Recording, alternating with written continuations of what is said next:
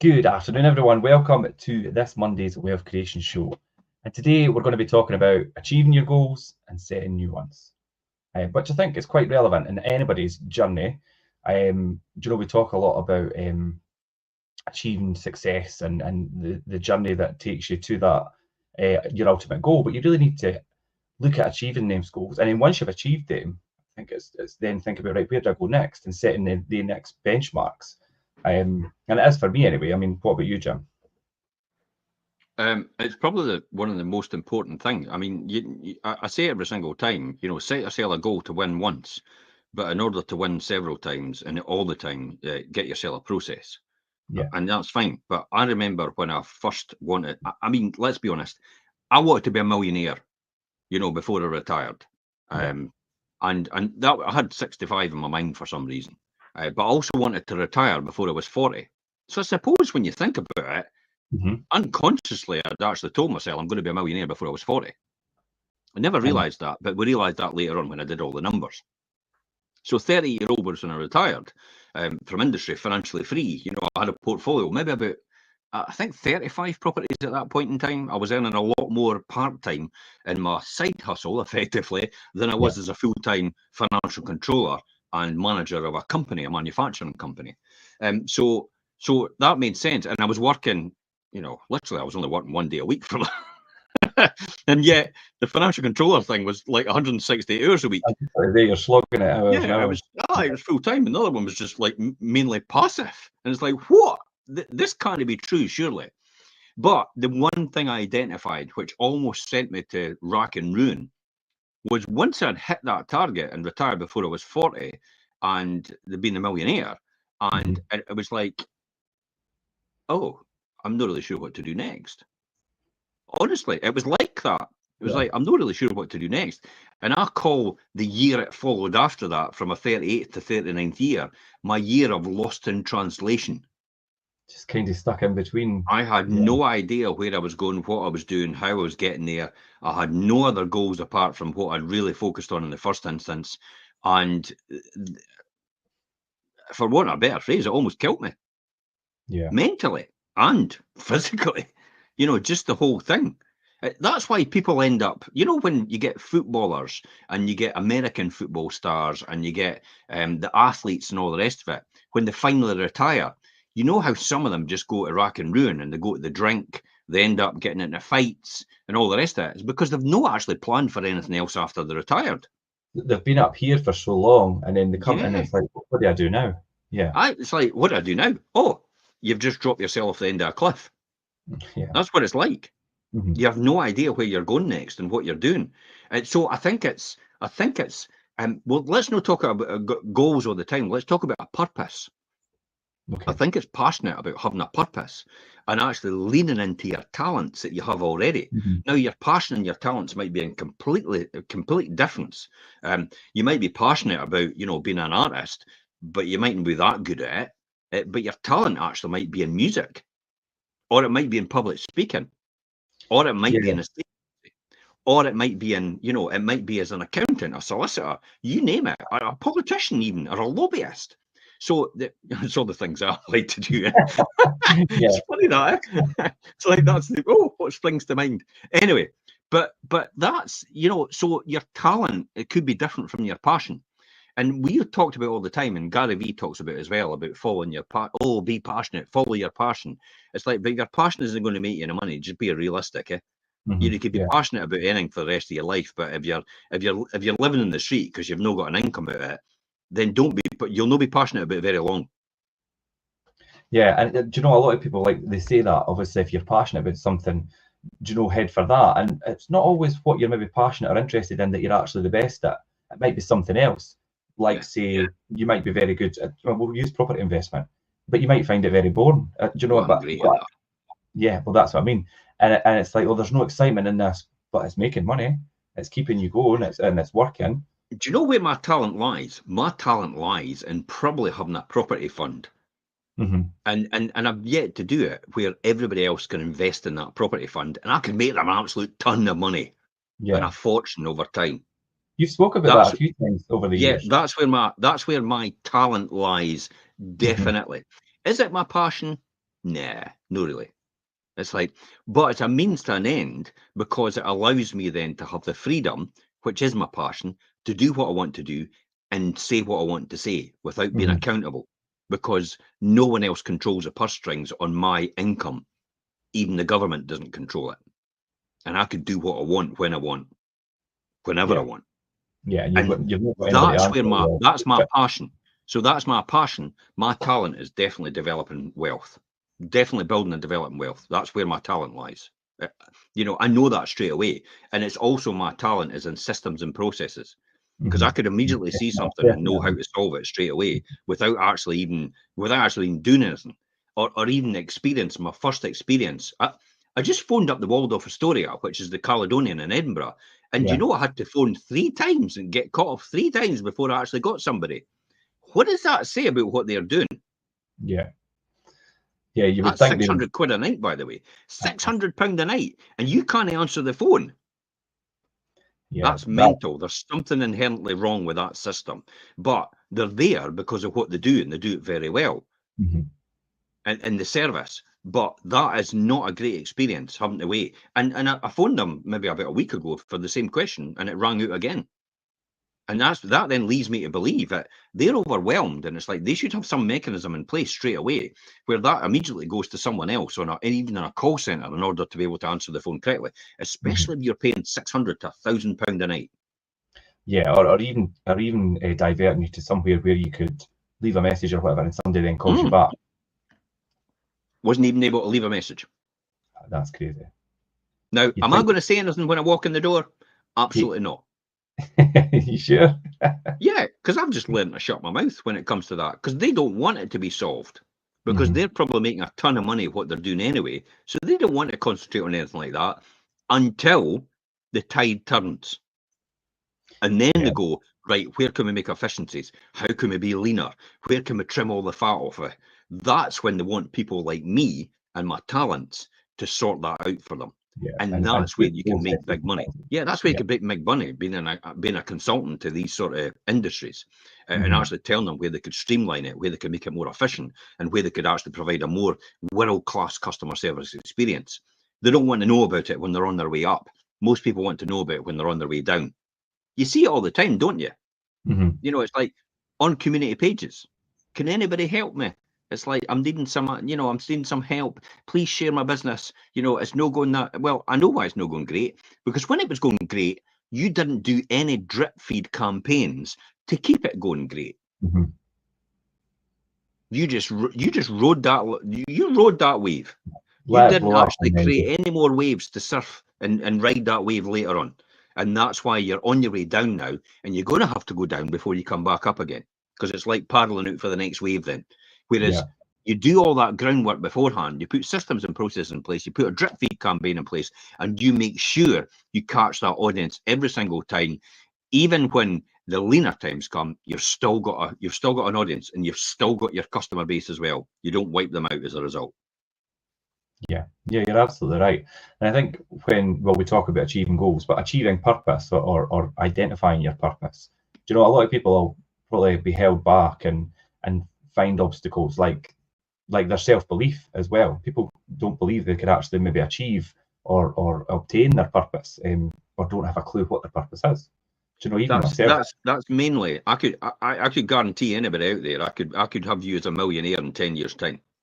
Yeah, I quite believe that. From a standing start, I could tell you exactly what to do to be a millionaire in 10 years' time. But I'll guarantee you the majority of people will not believe that they can do it. Yeah. They'll hear this and they'll think to themselves, that's for someone else. It's no me. Because they're not focused. They're not focused on that, so they won't hear it as a result. And if they do hear it, that wee voice at the back of the head thinks to themselves, that's no me. Yeah, definitely. I've had that voice. I still have that voice sometimes. And also, you're saying about, obviously, you could take somebody for a standing start and guide them in that, and it's like all about, and that's identifying, right, okay, this guy knows what he's talking about. This is the path he's telling me to follow, and actually following it to achieve. But they'll not discipline themselves, Richard. They will not discipline themselves over the next 10 years to do exactly what I say, because they don't want to pay that price. If I told them what price they need to pay based on their personal circumstances, they won't want to pay that price. But what does it give you? What will it give you if I can do that? What does it give someone to have that capacity, to be in that position? Would you work where you are working just now? Would you start your own business? Would you travel the world? Would you drive the car that you're driving just now? Would you live in the house that you're living just now? Would you help the charities that you always wanted to help? These are all the things that sort of wealth can actually afford you to do. Yeah. And some people don't want to, like you're saying, obviously, when you sit with people, some people don't want to hear. I mean, we have quite frank conversations, and sometimes, sometimes what you say to me, and sometimes it's hard to swallow, but I mean, it's the truth. Yeah, I'm not going to hold back though. No, like, I know. If somebody asks my advice and I tell them it, and they say, "Oh well, it's like this and it's like that," it's like, well, why ask my advice in the first place? Yeah, I know. It's like if you don't like the answer I'm going to give you, don't ask me for my advice. Yeah. Because the answer is truthful and it's straight to the point, and that's what you've asked me for, so I've delivered it, and this is what you need to do to get there, or to solve that problem, or to get over that hurdle, or to get to the next steps in your life, or whatever it is you need to do. I'll tell you what you need to do. You have to decide whether you want to pay that price to do it. Yeah, and a good thing that you've quite recently discussed and kind of taught me to think about, and it's one of the things I wanted to talk about today, is connecting your goals or your purpose, as you say, to the why. So really, like, obviously achieving your goals or your purpose, where they're meaningful, making them meaningful and connecting them to a reason and a purpose, like we said. I'll guarantee you, Richard, you will never do anything if you don't have the why. The why, yeah. You could have all the goals in the world, but if you don't have that why, you will never. It's the goal, the why is what will drive you forward every single time to pay the price for the goal that you want to achieve, or the goals, or the lifestyle, or whatever it is you want to achieve. The why is what will drive you forward. The why is the fuel. The goal is the destination. The vehicle is what you choose, the method you choose to get to the destination, and that vehicle could change. Some people might not want to go to workshops. Some people might not want to have a mentor. So that vehicle could change every single time. Yeah. Some people might not want to read the right books. They might not want to listen to the right podcasts. They might not want to attend the right functions. They might not want to listen to their mentor. These are the four key things, fundamental things. Yeah. The wheels on the car, which will accelerate you up that super highway to get to your goal quicker. But hey, if you want to take a wee bit longer, then don't. Well, I was just going to say, what if somebody doesn't want to do one or possibly even two or these things? Just take longer. Yeah. If you're disciplined enough, you'll just take a wee bit longer. But I tell you what, in 10 years' time, you'll be a hell of a lot further forward than you are right now. It's interesting because I sat with Ben last night, and Ben was telling me about, imagine having your kids. Even your kids are worth. Just let Ben's your son for people listening. Imagine having your kids worth 6 figures in their 20s. It's like, what? How did you manage that?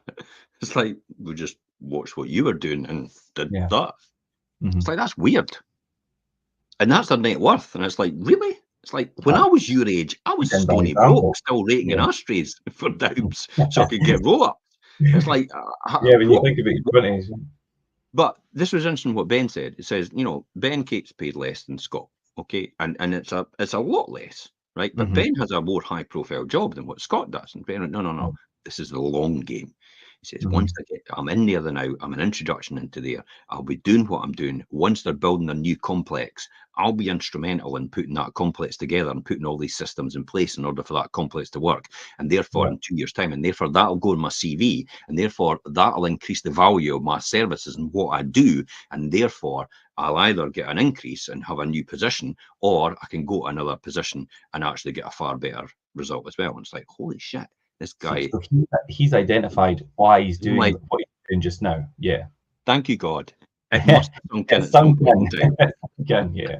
But that's good. He's identified the why and what he's doing and thinking. But he's no bothered. He's like, the base is fine for him. The base salary. The base salary is just basically minimum.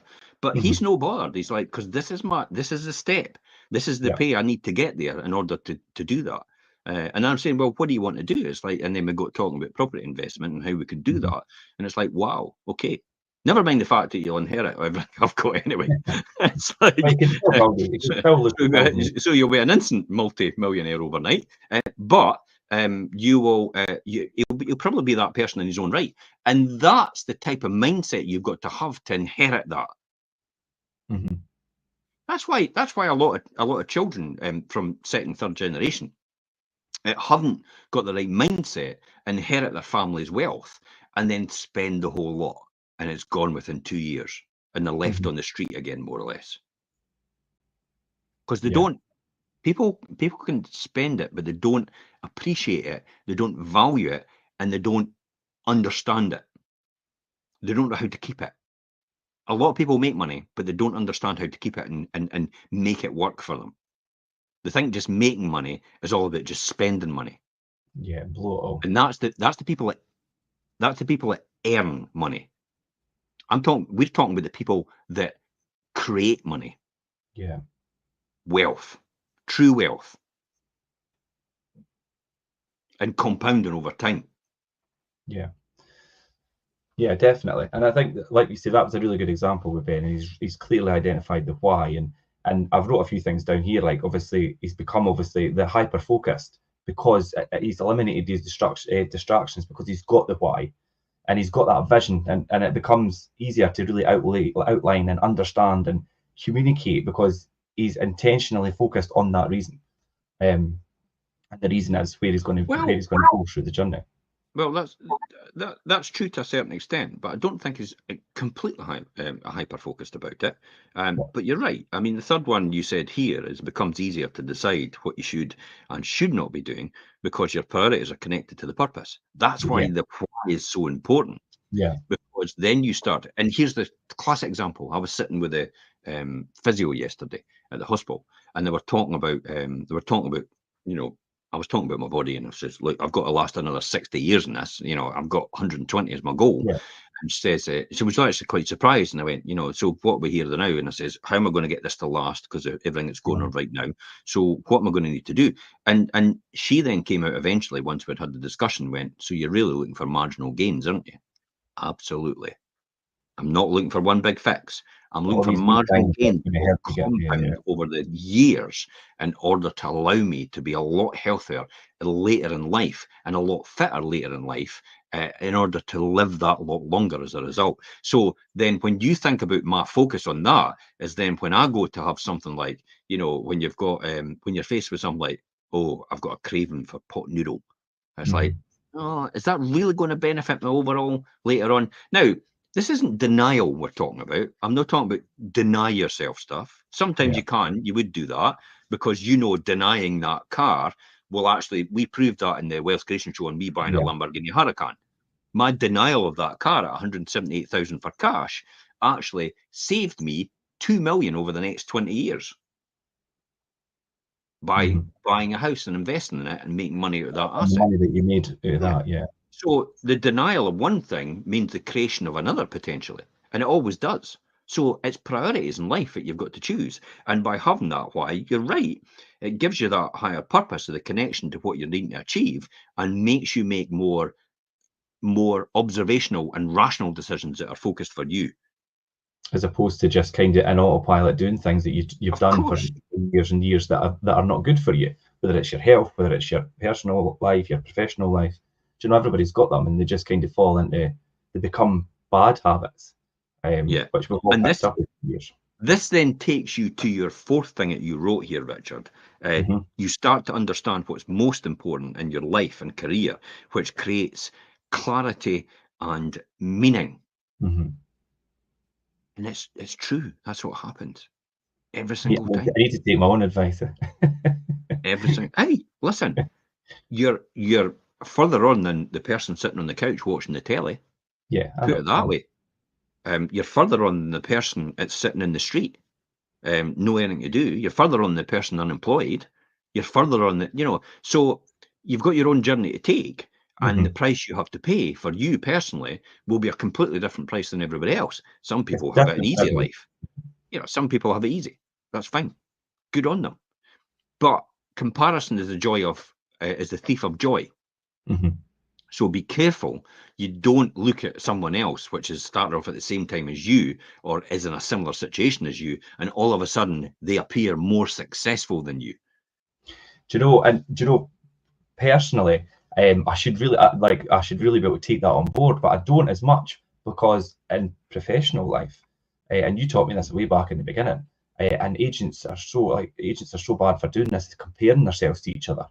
And Yeah. you say, don't compare yourself to another agent. Don't think, just concentrate on what you're doing and do the best that you be the best that you are. And that's what I've tried to do and I've done for years. And I never look at other agents and think, oh, they're doing better than me, or I should be like them, because I'm completely different, or we're completely different as agents anyway. You And have to be you. You have to do you. And if you don't do you, you're disingenuous to yourself. You're being dishonest to yourself. You're not actually creating any traction for yourself. All you're doing is mimicking someone else as a result of what you're doing. That's really what it's down to. So by doing that, you're not being honest to yourself. You're not aligning with your true values. Remember, Tony Robbins talked about this, about being in alignment and congruence with your true values and your true beliefs. And once you act and follow and do, see the old phrase, I can't hear what you say because what you do shouts more loudly.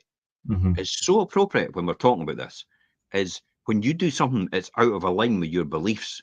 For example, if you know, let's take an extreme example. If you're a thief, for example, okay, and that's what you do and that's your profession. If you start to be honest, you're going to get a bit jittery because it's no. Or if you're very, very honest and above board, and it's like you've got a real high standard, and then somebody asks you to do something like that and compromise your principles, you're just no right within. It's too much You feel that. Yeah. You then start to have lack of sleep. You have stress. You probably get depressed. You start eating incorrectly. You start drinking as well as a result of that. You even start smoking. How many times have you heard that when people get a stressful situation, they reach for cigarettes or something straight away, and yet they've probably no smoked for years? I've seen it at people's funerals. It's like, oh my God, I need a cigarette. And it's like, you've never smoked in your life. Oh, I just want to try one. It's like one of the worst things that could be for your health. Yeah. I know, especially if the person's just died of that. Yeah. The irony, it's these sort of things. If your body and your beliefs go out of alignment with what you're doing, then you're in for a life of turmoil. And that's what you have to understand. You have to get back in alignment with who you are and what you do, or you have to pre-program your mind to be the person you really want to be. The admiration for the person that you want to be in 10 years' time, and the journey to get to that person has to start today. You have to start acting like the person you are going to be in 10 years' time for that to all fall into place in order to get there in 10 years' time. Or you'll never get there because you're not acting like that. Because it's impossible. Imagine just not doing it and not doing it. Imagine a diamond. Right? A diamond is effectively, carbon under pressure, high pressure. Yeah. But could you imagine if it was never under pressure, the diamond? Do you think it'd be a diamond in 100 years' time? No. No. Because there's no pressure. Carbon dust, yeah. Yeah, there's no pressure. So pressure creates diamonds. You want to be a diamond, you're going to have to put yourself under pressure a couple of times. Quite often, actually. Quite a lot, yeah. But because you've got a why and because you've got a purpose, you will work towards that every single time. Nothing will stop you. I actually said it again to my video yesterday. It says, she says, so what do you think, what's the sort of lifestyle? I did a wee lifestyle questionnaire, and she says, well, I've got a real habit of pushing myself to the limits. And even say when I'm pushing myself to the limits, when I get to my limit, I then keep pushing myself even further. And even when I get to pushing myself even further, I even push myself even further. Yeah, further you could go, yeah. Yeah, and I says that to the point where it's almost destruction. But I just managed to stop just below that and fall in a heap on the ground. Before, yeah, but I says that's one thing I identified myself about, my lifestyle and what I do things. But I've got now a really good habit which I've developed. Stephen Covey's 7 Habits of Wealth and Happiness. Is I've got a real habit of actually being able to identify my triggers. Like I'm pushing myself. A real good trigger for me, Richard. If there's something wrong, you know how you get that? Everybody's I get that tingly sensation in my hands. Yeah, I get it on my skin. I get it on my skin. I know I just know when I get that tingly sensation in my skin. I was like, whoa! And it's not very often it happens, but in certain situations it did happen, and it's like, wow, I had never realised that was the case. But you're pushing yourself too far. Yeah. So I began to know my triggers. And then when you know your trigger, you're able to just come under that threshold. You're able to push yourself above the threshold when you need it, and then come back under the threshold and just make sure you work consistently on that level every single time. Yeah, yeah. I mean, being able to identify those kind of triggers for when you're in that kind of mindset, and to save your own sanity and want for a better word, and obviously your own health, it could be really useful to have that. But it's not always easy to identify that. I mean, it's obviously took you a lot of years to get there, Jim. But that's what you know. Again, we'll refer to what you've just said. Figure out the why and behind the goal, and use the simple statement: I want to. Yeah, you want so that I can. So I class it as I want to. I want to be financially free so that I can make my own decisions and plan my own future. Yeah. I mean, that's just a big one, but you could do small ones. I want to, I want to go on holiday in July the 15th or whatever it was, 2025, so that I can relax on a beach and drink pina colada. Everybody's got something that they want to do. See about the difference between the want and need. When you change a want to a need, nothing's going to stop you. Nothing will stop you. Yeah. When you change a want to a need, nothing will stop you, because it's now a need. It's a definite. You have to have this regardless of all the odds. That will work towards that, and it's your why that will drive you for that. I want to read more books so I can increase my knowledge. There's a classic example of what you put down. To be able to talk to others about various topics, and the why is increasing the knowledge, and not simply just reading more for the sake of reading it. Yeah, because anybody can say, I want to read more books, but why do you want to read more books? Do you know? Yeah, I get. So often I say to people, it's like, what books do you read? And they go, oh, well, I'm reading this real crime thriller just now. And I'm like, all right, okay. Are you going to be a criminologist at any point in time? Are you going to be a mass murderer at any point in time? Because it's like, it's about solving what's happened in a certain situation. Or I'm watching this program about people and how they do that, and it's like, so for what purpose? Enjoyment, or is it are you trying to program your mind for a different thing, or what is it you're trying to do? And you get these odd answers that come back, and it's like, I'm just reading this and I'm reading that, and it's nothing to do with what they're trying to achieve. I'm thinking, why are you doing that then? Why are you wasting your time? Because if it, oh no, but I'm really enjoying it. It's like, that's fine. Enjoy what you want. You could read all the books like that you want later on, once you've actually got to financial freedom. Yeah, and just having a lot more enjoyment and just reading things for the sake of reading them. But let's start getting temporarily ambitious to be permanently lazy. Yeah. I'm good at that. Yeah, I think that when you talk about books, I think that about some self autobiographies and things about some pop stars and all the rest of it. Sometimes I think, well, okay, but why are we reading them? Why? I tell you why. For some high-profile people, there's things you could learn, of course. John Lydon. I knew I was going to be meeting John Lydon a year from last year. So I had a chat with John Lydon recently, of the Sex Pistols. So I knew I was going to be meeting him. So what I did was I got his book, Anger is an Enemy, is a strength. Anger is a strength. I think that's what it is. Anger is your strength. And I went through all his childhood and all the rest of it, and what happened to him and how it happened to him and everything like that. And I began to understand the person. But the reason that I read it is because, how did he get to where he was? Just with being a guy off the street with no O grades, and basically abused when he was younger. Let's be honest. And so how did he end up being where he is right now? How did he get to that? How did he get to there? And that's what I'm trying to learn. It's not, I understand I like understanding the person, but it's more, what's the processes that they actually used in order to get there, and what's the successful stuff which you can learn from and implement possibly, but what's the failure stuff that actually didn't work for him, how he ended up where he was sometimes on in different situations, and that's the stuff you avoid. So when you see that coming yourself, it's like, oh, John Lydon did that. It's like, oh, I'm not going to be doing that. It's like, because I know what happened to him when he did that. That's a classic. You know, if you look, success leaves clues. Yeah. Oh my God! If there's ever a better expression than saying it's success leaves clues. So look at the most successful person you know.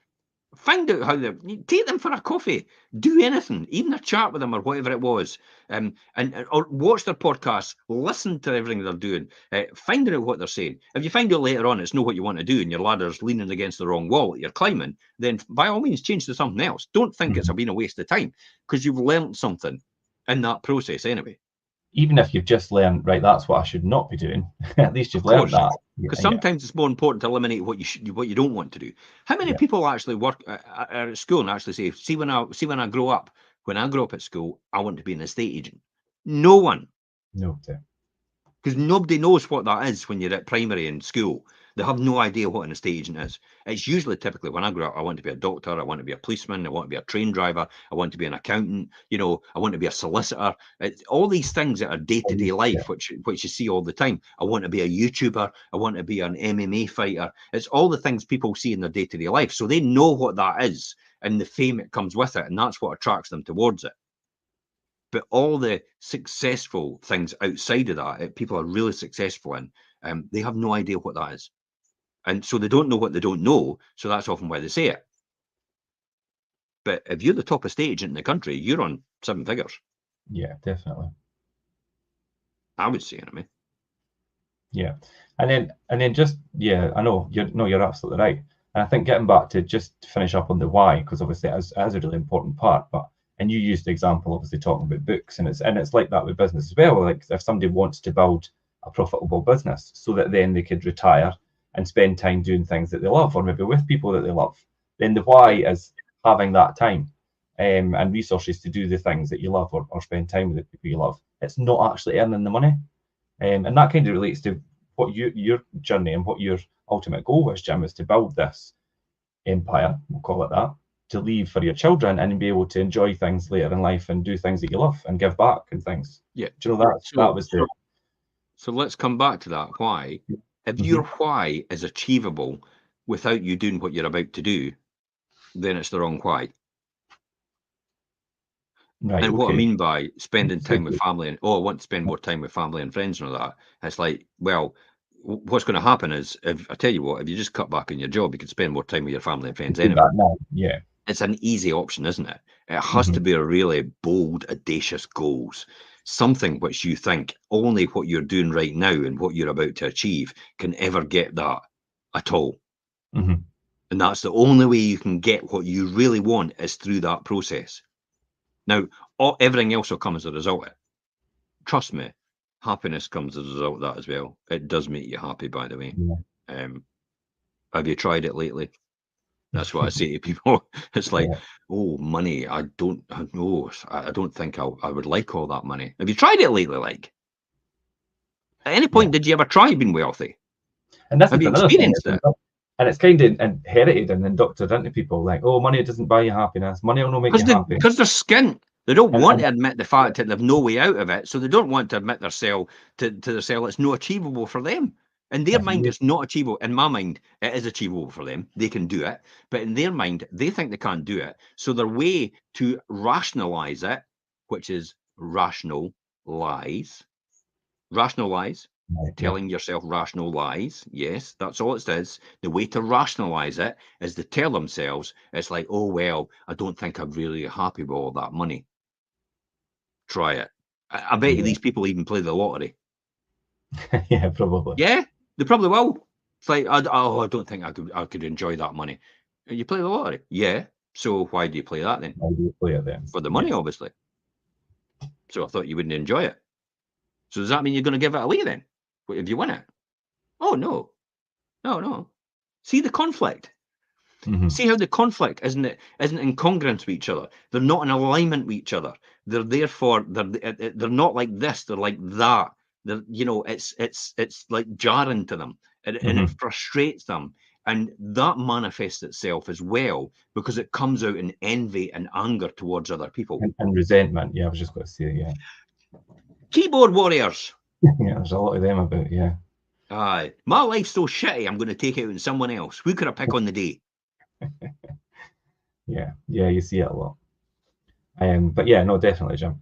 So back to your thing you spoke about when you went to see the physio, and then these marginal gains and things as well. The next thing I was going to talk about was starting small and starting now. Taking action, and it doesn't have to be some big miraculous life-changing thing that all happens at once.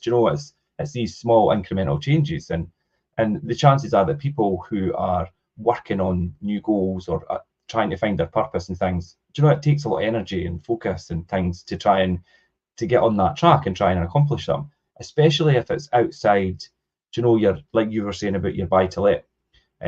Initially was outside your 9 to 5 job, and you were just spending this small amount of time and often and not very often to build that, whereas you had different goals in your 9 to 5 work. I mean, you were doing 160 odd hours a week, and you were only doing 1 day a week on your buy to let, but the other one was more successful because you just kept chipping away and adding to it and doing little things at a time to build it. I worked on a way to make it more efficient and run without me and become passive. That's your process. Yeah, processes. See, processes. Work isn't a process. It's you trade time for money. Building a business is processes and systems and getting other people to help you in that process. That's the key here. Now, this is quite important. You said start small and start now. I absolutely agree with that 100%. Let me give you a perfect analogy of why you start now on whatever you're doing. Do not delay, no matter what it is. Start now. And I'll give you a great example of that. 1 pence doubled up for 31 days. Yeah. We all know it comes to about 11 million. 11 million something. Yeah. I'll say that again for the people that don't know that. Take a calculator out and every day double up 1 pence for 31 days. So 1 pence to 2 pence to 4 pence to 8 pence to 16 to 32 to 64 to 128, 256, 512, and keep doing that every single time. By the time you get to day 31, when you double that 31 times, you're at 11 million almost. Yeah, I think it's just over 11 million. But did you know the first day of delaying will cost you 5.5 million? The first day of delaying will cost you 5.5 million because the difference between the 30th day and the 31st day is the double, the 5.5 times 2. So if you delay by the first day, which was the 1 pence times 1 pence, it actually delays you by that extra day of making that 5.5 million at the end of it. That's why you start as quick as possible now. That's a good analogy of the cost of procrastination. It's the opportunity cost, or the opportunity loss. It's what you've lost by delaying. A classic example of that is pensions. Oh, I'll get my pension later on. Tell that to all the people that are just starting their pension now at 45 and 50-year-old, realising they're up the shit creek. Because they realise now they've no put enough money aside to actually survive and have a decent lifestyle later on. Because somebody's appeared when it's important to them now and said, well, in order to have an average lifestyle, you're going to have to at least earn £35,000 a year when you retire. And they're going, how much do you need for that then? Oh, you'll need at least half a million to £1 million in your pension. How much you got there now? Oh, 20,000? Yeah. Oh, right. Okay. So how are you going to put away between now and then? 500,000 even. So you've got 48,000 in the next 20 years, 480,000 to put away in the next 20 years. So that means you've got to pay away £24,000 a year. Two grand a month. That's something. £2 grand a month just to get there on somebody's salary. Sorry, what's your salary? Oh, it's £2 grand a month. So you've got no chance now. That's why it's important to compound it and compound the wealth as a result by starting early. That's why the boys have got huge pensions and they're only in their 20s. Yeah, because they've got double what everybody else retires on average right now, and they're only on the 20s. Yeah. And that's because I saw the foresight of starting it when they were born. Yeah, pensions for birth. Yeah, that's where you do it. It's like, but what if they didn't make it that long? Great, somebody's going to get a great payday if they don't. Yeah, it's going to be a spouse. It's going to be their kids later on. It's maybe going to be their family because maybe they don't make it even past 20 or 30. God forbid. Yeah, I know, but somebody's going to get that, and it's going to help someone else. But it's probably it's money. You're creating that money with other people creating it for you just by investing your wealth and putting it aside. Do you know when we started Ben and Scott's ISAs? They're Help to Buy ISAs. They've now matured. They're now 5 years, that is. And I'm like, really? 5 years has passed at 200 quid a month. Yep. How much you got? 12 grand. How much did they top it up to? Oh, 15. So putting 2 grand, 200 pound away a month has made them £15,000. And they're actually getting interest on it as well at 4%. Yeah, add on to that, yeah. That's mental, eh? Just a small amount of what they were doing. And a lot of people aren't actually aware, or just they've not got the knowledge. And like you say, you don't know what you don't know. Well, sometimes it's too late. I think the key word here is, Richard, they've not got the discipline. Yeah, to learn. They've not got the discipline to do it. Yeah. They see all their pals on their glorious holidays when they're younger, because their pals are living with their mum and dad while they've got a house maybe now, and their pals are going on holiday. They're having great times. Do you know? Think I saw it all. I saw all my friends. You know, they were all having fantastic holidays, Ibiza and all the rest of it. Right, okay, but I'm on Necker Island now. You'll never get there. Which is a completely different level. Yeah, Yeah. Oh, I didn't think there is a ceiling for that. I think that's the ultimate. Yeah. But that's the key here. You know, that's. I mean, it's where all the superstars and film stars go, and all the huge top businessmen and businesswomen go. It's where all the people are that are probably quite important. Yeah. Barack Obama, Costner. You know, all these different people, all the film stars and everything go there. That's a different level. I think famously Mariah Carey used to go and everything. Yeah, Princess Diana. And William and Wilson, the other boy, the spare. Harry. That's his name. Hey, see, he's booked I genuinely couldn't remember who he was. Well, at least you remember. I just remember his book called The Spare, I think it was. Yeah. It was Spare, yeah. But do you see the sacrifice I made in the beginning to have that lifestyle later on? And I could literally have that lifestyle every single year from now on, and it won't bat an eyelid to my wealth because of the started early. 30 to 31 days. That's all the difference. Yeah, and it's a great example of that you're far more likely to be successful and succeed if you start now by making those small behavioural changes and just putting things into action and getting on the right path, as opposed to trying to jump in all at once and things be just run smoothly and all happen, all rolled into one, and trying to accelerate things too quickly. The process and the marginal gains and taking action now is the key, I think.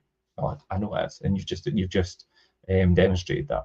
Breaking down your goals is quite important. You've written it here about the small start and start now. Definitely, we've discussed that. Yeah. But breaking down your goals is probably one of the most important things you can do. You're never going to read 50 books a year. You've written this year. You're never going to read them 50 books a year if you've never read a book in your life. Yeah. You're going to have to get used to doing it. So, and what I'm doing is genuinely, I'm just reading the 3 pages a day. And I'll say it. I read them when I'm at the toilet. I knew you were going to say that. It's unproductive time.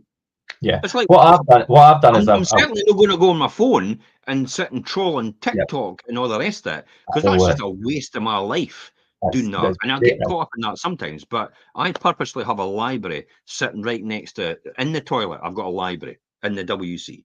I've got a library that sits there, and the books are all there for me to read. All the ones I want to read recently, the one I'm reading right there and then, but a couple of the ones I think I'm going to get round to them eventually. And I deliberately, purposely leave them there because that is unproductive time. When I'm in the bath, I've got a television on the wall so I can sit and listen to Diary of a CEO and watch it at the same time as I'm in the bath. It's all unproductive time. This is how people say, I've not got time to do that. It's like, yes, you do have time. You just have to work out the tools to do it and how to do it. Yeah. What I've done, and it's for the book I was reading, the Atomic Habits thing, it's habit stacking, and that's what you're saying, obviously, reading while you're at the toilet. But I've stacked it with when I stop for something to eat. It doesn't have to be at a specific time. Read a couple of pages in my book to go with it. So that's what I do. Yeah, I've started back on the TheraBand again, and the it's called the booty belt or something like that. You know, you tie it around your legs and you do all your exercises to strengthen your muscles and your core. And I've started back on that again because I don't know how on earth I fell off it and I stopped doing it. But for some reason I did. I think maybe something happened. I had went on several holidays and I maybe didn't discipline myself to keep doing it. Or I maybe had another injury. It stopped me from doing it. And then I've stopped. So I've started habit starting it again. Yeah. So I've started building it into my day again and into my routine again, and it's working very well. But I'm certainly not going to break that habit now because I thought the other day I was thinking, God, I could just no bother for today. And I was like, no, I'm only on day 15. I need to do 28 days or it'll no develop as a neural pathway and a habit in my brain. And then I'll probably end up, you know, it's like the old thing about, for example, people that give up smoking. It's like, oh, I'll just have one and see how I get on. We're talking to Elaine's brother the other day. And he says, I thought you'd given up smoking. It's like, oh, I did, but I just said when I was out having a drink, I thought I could just have one. And I went, and then he says, oh, and then it's led to this. And he says, I'm just that type of person that I shouldn't really do it at all. I went, I know the feeling. That's why. And people say, yeah, oh, just one drink. It's like, no, never, ever, ever will I let alcohol touch my lips ever again. Because it could trigger. Richard, I've got an addictive personality. And I'm well aware of that. Yeah. And it's a superpower because I tell you what, when it comes to property investing, having an addictive personality is like, yeah, I love this. It's great. And you love the grind as a result. When it comes to being a estate agent, I love this. I love the grind. When it comes to being a business owner, I love this. I love the grind. It's all the addictiveness you get out of it. And that's why I love doing what I do, because I get so used to the grind. I fall in love with the whole process. And that's that's a superpower, definitely. But the flip side of that is when you get on the other side about alcohol, cigarettes, you know, all the rest that comes with it. Long nights, nightclubs, nights out, weekends away, you know, on the run all the time, you know, like days and days of, you know, just hedonism. And not that I've ever done that.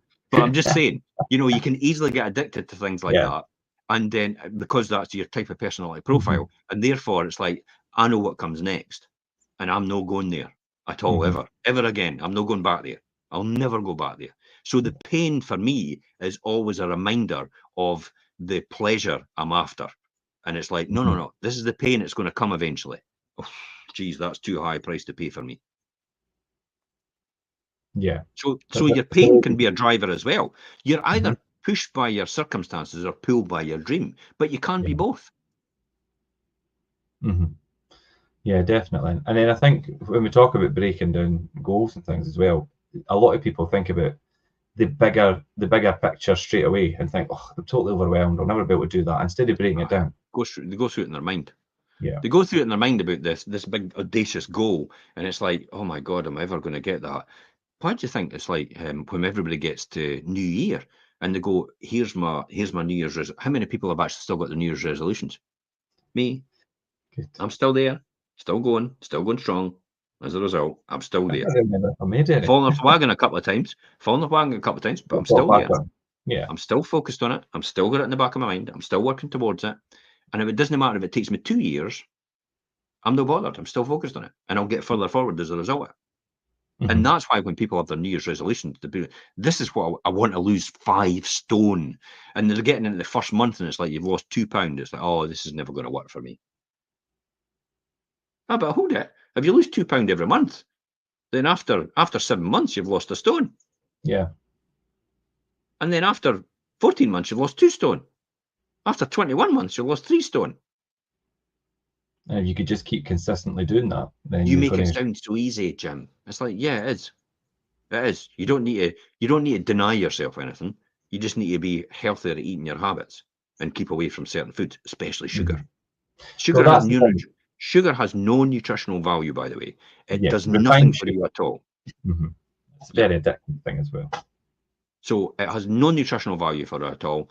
The actual World Health Organization says the most tolerant amount of sugar you should take every single day, refined sugar, is less than 8 spoonfuls. And there's 9 in a can of Coke. Yeah, the juice and things is just ridiculous. And then somebody walks about going, how am I so obese? Do you know, I was reading the other day and it was drinking 5 cans of Coke a day. Hammond. Do you know who Alison Hammond is? Yeah. So she's lost a hell of a weight. And do you know how she's done it? I mean, obviously she's got a trainer. She'll just stop drinking Coca-Cola and eating sugary sweets and snacks. She's cut out sugar, refined sugar. That's what's helped her do it. And if you look at where she was, and her driver was that they told her in her health, look, you're not going to make it. And obviously she thought, I'm thinking about her son. She's like, I'm not going to be here. Look at Remy. Look at Remy. It's Rebel. It's Rebel. Rebel Wilson. Rebel Wilson. Look at Rebel Wilson. The doctor basically says to her, "You're never going to be able to have kids." Yeah, you're going to. Sorry? What do you mean I'll never be able to have kids? It says, you never have kids the way you are right now. Holy shit. That's it. There's the why.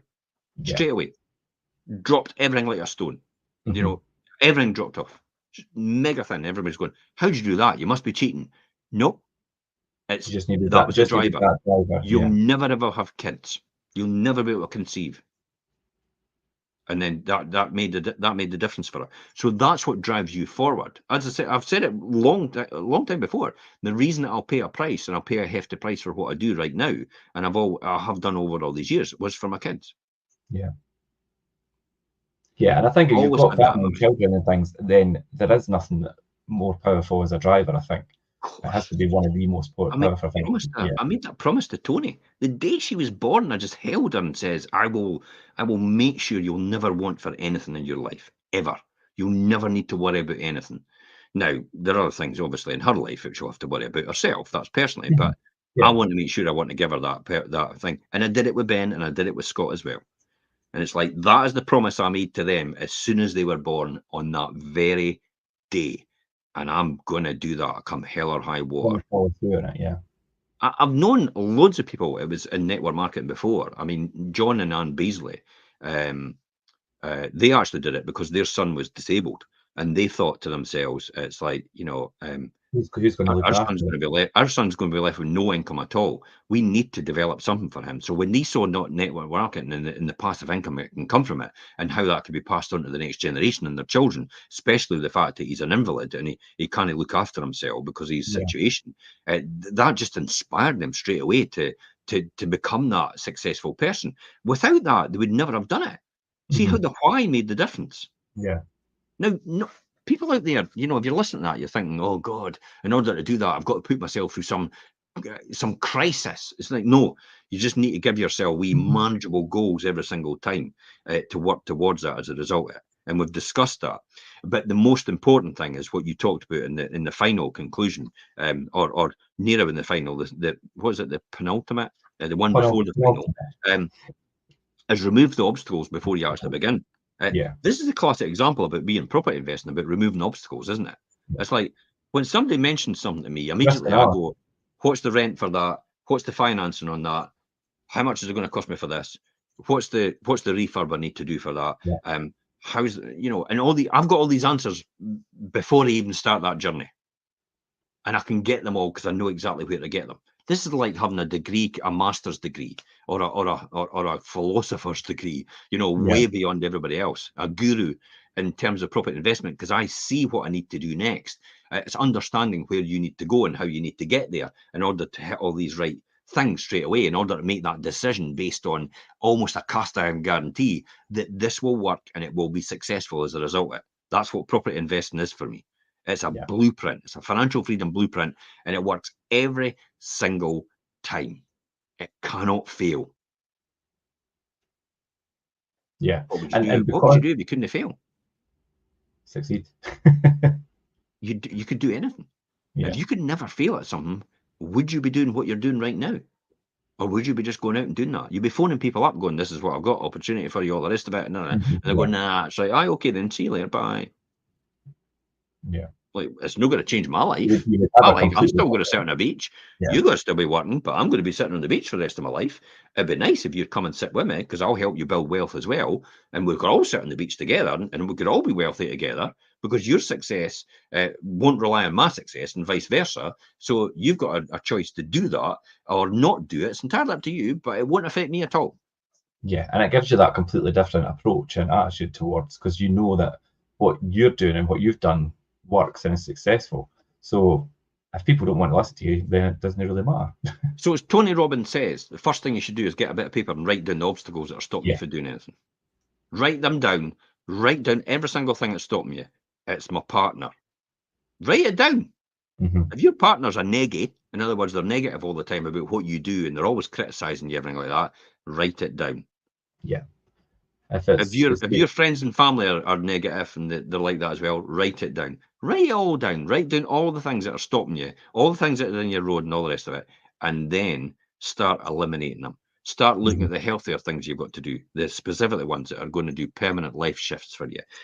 Reading every day, working out, healthy eating, a requirement for, internal and intentional adjustments. All these different things that come as a natural byproduct of what you're doing and what you're writing down. You then become solution orientated, and you work out how to solve it overall. Do you know, if you take the time and write all these down, you might actually be surprised about when you read them in black and white in a list or whatever. How you might actually be surprised what they actually are. Just be honest with yourself. If your partner's a bum pot and it's like, why the hell are you with them? If they're not going to change, if they've suddenly changed, it's like, find out why they've changed, see if you can help them solve their issue, because it's their issue, not yours. It's not a byproduct of what you're doing. It's a byproduct that you this is maybe not the right person for you.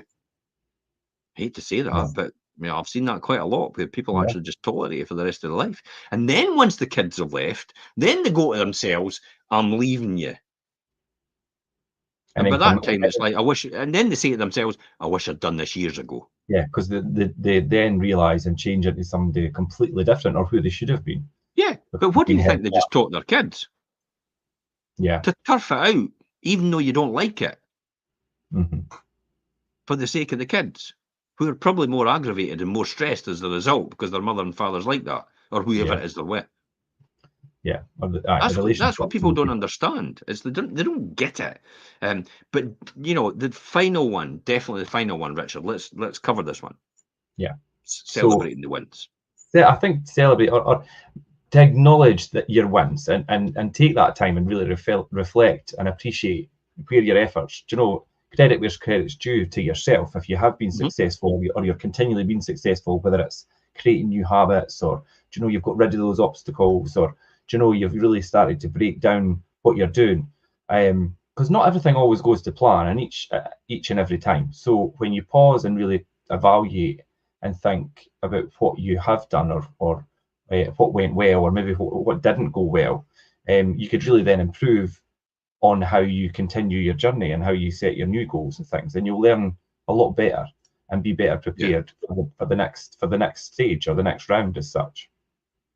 So do you think it's important? I don't like to say celebrate, because then people think, celebrate, let's go on a big fancy holiday or do something. Let's buy a car, let's do this and let's do that. When you've got that in your mind that you're going to celebrate, so what to do is put measurable goals in place, but put wee rewards in place at the same time. And I really mean, it's like when you hit a certain mark, it's like, we'll have a night out. I mean, a night out isn't just a meal at a fancy restaurant. And because we've hit a really good milestone, we'll maybe go on, a wee weekend away or something like that, because we've hit another better milestone. We'll maybe have a night out at a hotel. I mean, how long I've waited to actually have a night at the Caledonian. It's like, since the days that the politicians used to stay there, and that's 1980s. When it was like prestigious. Well, it is. It's the Astoria. It's like, wow. It's like the Caledonian. It's where all the stars stay and all the politicians stay. And I think, I always wanted to have that and delayed gratification. I'm going to have it now. But the best part? It's no me. It's no me. It's paying for it. Yeah. Well, that is the best part. That's even better. When someone else is paying for it. Wow. It's like a weekend. That's an even more a kind of additional acknowledgement of obviously your successful journey and things as well. But I think what's really important about acknowledging your accomplishments and doing these wee things, like you say, a meal or a weekend or whatever, it gives you that, it makes you feel good, and it releases that dopamine thing that everybody chases, the dopamine in your brain and things, and then that reinforces another behavioural habit, because you're like, okay, when I hit my benchmarks or my goal markers, I get to have a wee reward. We'll get to we'll go to a concert or we'll go do this, and then you associate that with your success story and these wee markers and these wee acknowledgements of your accomplishments. Yeah, I mean, look at the concerts things. You know, all my friends Yeah. used to go to concerts at schools and stuff like that. I Mhm. never used to do anything like that. You know, because it was like, it doesn't float my boat or anything. But then Yeah. later on in life, I thought, I love, I went to a couple of concerts with friends. Mhm. It's like, I love this. It's like flipping egg. I could easily get used to this. And then all of a sudden, I got the bug, and I love live music, and I love going to all these things. But now I can afford to go. Yeah. But I can afford to go in a wee bit of style rather than have to penny pinch, and rather than have to try and save all the time, and rather than have to either put it on a credit card or anything like that. I could just, I could Yeah. pay for it outright. It's easy done. I could afford to do these things now. Not, I can't afford, I can't afford to do them, and I have to pay it on a credit card or have to save up for it or anything like that. It just comes naturally, because it's like my You should- standard of living is way below my standard of earnings. Yeah, because you waited to that wee bit later in life where you're in Yeah. a more comfortable and easier position to do things like that without. I mean, people that do all these things earlier on in life and, like you say, rack up debt, put things on credit cards is the worst because you'll never get out of that cycle. I'll keep paying it off. You will keep Yeah, paying it off, and that money could have been invested in a fund, which could have actually compounded rather than actually cost you money every single month. All yeah, because you desperately wanted that holiday at that point in time. You couldn't delay it. yeah. I And then deserve it. and then The it's thing then I it's used to when you have to see, review. Did you really need to do that? Do you the really thing need to do that I moment? used to see every single time at Craig Tara when we used to go. See, that's the glamorous lifestyle we had when we were younger. Craig Yeah. Tara over in Ayr, right, Hmm. at Haven. So we used to go over there with the kids just on a wee weekend break and stuff like that, because Yeah. that's our level of, living within our means. Yeah. When everybody else was going abroad and having great times and all these different luxury locations, and paying it all on tick more than likely, and then having to pay it up. So we were going to Craig Tara and stuff like that. But one of the things I always used to notice on the walls is they used to have on the walls, used to have yourself a drink, have yourself a double, and then it had you deserve it. Yeah. Honestly, it's like encouraging adults to drink doubles and triples and having it you deserve it on the Hmm. actual posters on the walls going into the pubs. It's like, wow, As making it as a reward, basically. look at Poison. L'Oreal. You're worth it. Hmm. They're no daft, are they? Clever Yeah. marketing. You're worth it because you're worth it every single time. As soon as you say to somebody L'Oreal, what was their phrase? Everybody says, because you're worth it. And that plants in your mind Yeah. every single time. Oh, yeah, I'm worth it. I'm worth it. Every time they use their brand, I'm worth it. I'm worth it. That's that's the whole point. Marketing's a really interesting thing, and there was Very, always one very clever. like Maybelline says, or maybe she's born with it, or maybe it's Yeah. Maybelline. So it's like, so if you've not got Maybelline, What does like, Red Bull give you? wings. Of course. And what does Yeah. wings mean? When you relate to what Red Bull sponsors, you're on the top of your game. Yeah. You've got wings. You've got wings. That's You've got what Red you've Bull's got done freedom. very, Yeah. very successfully. From a product that's absolute shite. Yeah, it's so bad for you. I don't drink Red Bull. It's got, I mean, I've never tasted it, but it's got a taste like bull's piss. That's quite a unique taste. If I was going to describe it. Well, I mean, people it's used to not say something I certain would pick things up about on. what was in it, but we'll not go there. Yeah. But I used to drink, effectively, when I was younger, I used to drink that, and God, sleeping was not, just didn't yeah, have it. and that's what happened. So definitely do these things, celebrate your accomplishments. It feels really great doing that, but do Mhm. them on the scale appropriate to the win Yeah, that you're of course. getting. Acknowledge people who acknowledge and celebrate their wins not only end up accomplishing more, but they do enjoy the process. Hence the reason why I was pretty grim for the last 30 years, because every time I got to something, and I still do it now, Richard, you know that yourself, it's like when we win the Estes, everybody's going, yeah, I'm going, let's win it next year. Yeah. I don't even give myself time to actually celebrate the fact that we won it Yeah, I this know. year. It's like, come on, let's win it next year. And it's Yeah. like, but inherently, so I have to learn to celebrate it now and again. Hence the reason why I'm going on a wee bit more holidays and weekends away than what I did, because it's time for me to celebrate a wee bit more and actually appreciate the fact of what we've achieved. I still think we've not achieved that, by the way. I still find it hard to believe. But yeah, just celebrate it. Learn to love the journey, but also learn to, I suppose, love the rewards as well that comes with it. Yeah. There's a And fine balance. that's the There's a payoff. fine balance there. Yeah. No, it's a good That's way the to finish payoff. it. Yeah.